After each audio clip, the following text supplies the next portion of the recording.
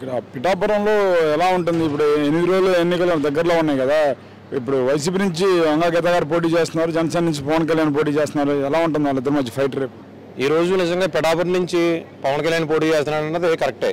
కానీ దానికి ధీటుగా పవన్ కళ్యాణ్ కంటే ముందుగానే గీత గారిని వైఎస్ జగన్ రాష్ట్ర ముఖ్యమంత్రి మన వైఎస్ జగన్మోహన్ రెడ్డి గారు ఆల్రెడీ ఫస్టే గీత గారిని అనౌన్స్ చేయడం జరిగింది పిఠాపురం కాన్స్టిట్యున్సీకి.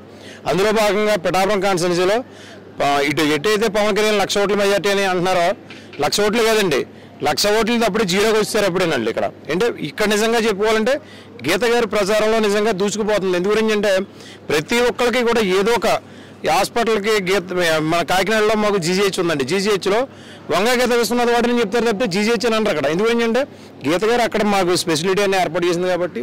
కోవిడ్ సమయంలో నిజంగా 23 పాయింట్లు కోవిడ్తో నేను నిజంగా 2 డేస్లో చనిపోతుంటే నాకు నిజంగా ఆవిడ నేను ఉన్నానని ఒక భరోసా ఇచ్చి, ఎప్పుడైతే మాకు గీత మేడం గారు పిఏ నెంబర్ పని చేయకపోయినా సరే నా ఫోన్ అందుబాటులో ఉంటుంది, ఎనీ టైం మీరు 11, 1 గంట 2 అని చూడకండి, మీకు ఎప్పుడైతే అవసరం ఉంటుందో అవసరం కొలిది నాకు ఫోన్ చేయండి, నేను రెస్పాండ్ అవుతానని చెప్పేసి మేడం గారు అలాగే చెప్పడం జరిగింది.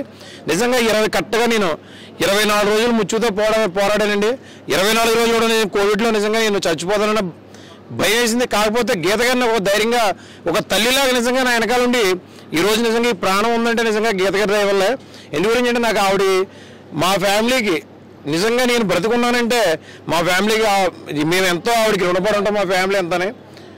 అదేవిధంగా మేము ఈరోజు నిజంగా ఒక కాపు పెట్టిగా మేము పుట్టి ఈరోజు నిజంగా పిఠాపురం నియోజకవర్గంలో పవన్ కళ్యాణ్ కూడా కాపులు కాదండి, గీత గారు కూడా కాపు ఆడపడిచే మాకు తల్లితో సమాధానాలు మాకు. ఎందు గురించి అంటే అమ్మ అంటే పిలిచే వ్యక్తి మాకు నిజంగా ఎప్పుడు అందుబాటులో ఉండే వ్యక్తి ఎవరైనా ఉన్నారంటే వంగా గీత గారే.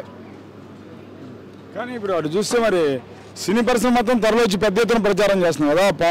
మరి మీరు అన్నారు పవన్ కళ్యాణ్ కాపు కాదు, వంగ గీత గారు కాపు. మరి ఆ కాపు సమాజం ఓట్లు అధికంగా జనసేన వైపు ఉన్నాయి అంటున్నారు అని మీరు అనుకుంటున్నారు సార్. అలాగని కాకపోతే సినీ గ్లామర్ ఎంతవరకు అండి, ఓన్లీ నేను కూడా సినీ గ్లామర్ని ఆకర్షిస్తాను. నేను ఓన్లీ చూడడానికి మాత్రమే ఆకర్షితులై ఉంటాం. కానీ ఓటు విషయంలో మాత్రం నిజంగా 35 అబోవ్ ఎవరైతే ఉన్నారో, 30 నుంచి 35 అంటే 50, 60, 70 ఎవరైతే ఉన్నారో ప్రతి ఒక్కరు కూడా నిజంగా ఈరోజు యువత అంటే బాగా కుర్రోళ్ళు మాత్రమే ఈ జనసేన తిరుగుతున్నారు. కానీ బాగా పెద్దవాళ్ళు ఎవరైనా 35 అబోవ్ ఎవరైతే ఉన్నారో అందరూ కూడా నిజంగా ఎవరైతే వైఎస్ జగన్మోహన్ రెడ్డి గారు ప్రవేశపెట్టిన పథకాలు ఏవైతే ఉన్నాయో ఈ పథకాలన్నింటికి ప్రతి కుటుంబంలోని ప్రతి పథకం అందింది. ఎందు గురించి అంటే మా ఇంట్లోనే చూసుకుంటే మాకు అమ్మఒడి వచ్చిందండి, ఒక ఇళ్ల స్థలం వచ్చింది మాకు, ఆ తర్వాత ఇల్లు కట్టుకోవడం లోన్ వచ్చింది, తర్వాత మా అమ్మగారికి పెన్షన్, ఇంకేం కావాలండి తర్వాత 0 వడ్డీ, ఇంకేం కావాలి సార్. ఇంకానే అంటే నేను గతంలో టీడీపీ గవర్నమెంట్లో పనిచేశాను. నేను కూడా టీడీపీ గవర్నమెంట్లో నిజంగా నేను జన్మభూమి కమిటీ మెంబర్ నేను అందులో ప్రత్యేకంగా.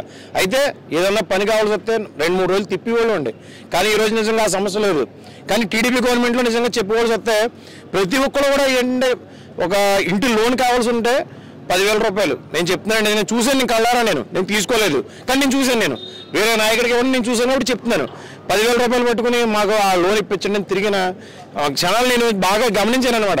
అప్పుడు గవర్నమెంట్కి ఇప్పుడు గవర్నమెంట్కి కంపేర్ చేసుకుని చూసుకుంటే ఈరోజు నిజంగా లబ్ధిదారులు ప్రతి ఒక్కరికి కూడా డైరెక్ట్గా అకౌంట్లో పడుతున్నాయండి. ఎవరైనా లంచగొండితనం లేదు సార్, ఎక్కడ కూడా ఉన్నాయి.